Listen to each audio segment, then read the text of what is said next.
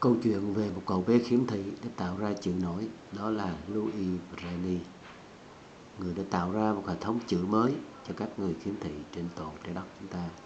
Các em theo dõi. Where does Braille come from?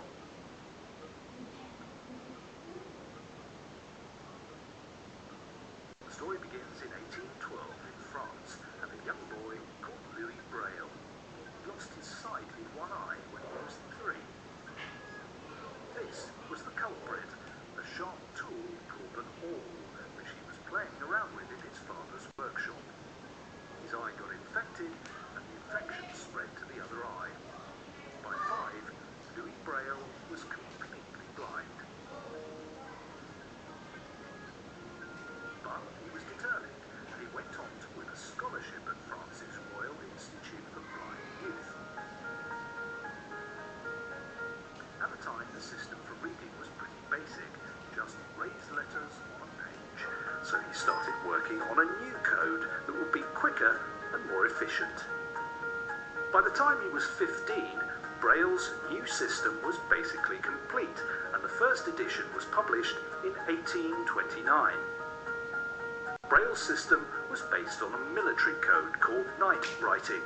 Invented by Captain Charles Barbier, it was a system of embossed dots and dashes that soldiers could read safely with their fingers on the battlefield at night. Braille simplified the system, reducing the cells from 12 to 6 raised dots, so they were the ideal size for a fingertip to feel with one touch. Braille created his raised dots using an awl, the same sharp tool that had caused his blindness, and a flat grill to keep the lines straight and readable. It's read from left to right like other European scripts. Braille is not a language, it's a system of writing, which means it can be adapted to different languages. Braille codes have been developed for maths and scientific formulae. Braille loved music and invented a system of Braille for writing music too. But the medical establishment was conservative, and Braille's innovation was slow to be adopted. He died of tuberculosis, aged 43, 2 years before his system was finally taught at the institute where he'd been a student. 100 years later, he was reburied at the Pantheon in Paris in honor of his work, though his local village insisted on keeping his hands. Over time, the system did spread throughout the French-speaking world.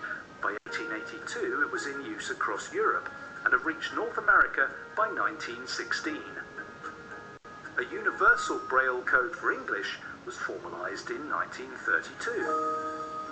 Braille has been revolutionary for many blind people around the world, but with the rise of new technologies, including computers that talk, literacy rates are on the decline. In 1999, a second eponym was given to this extraordinary man.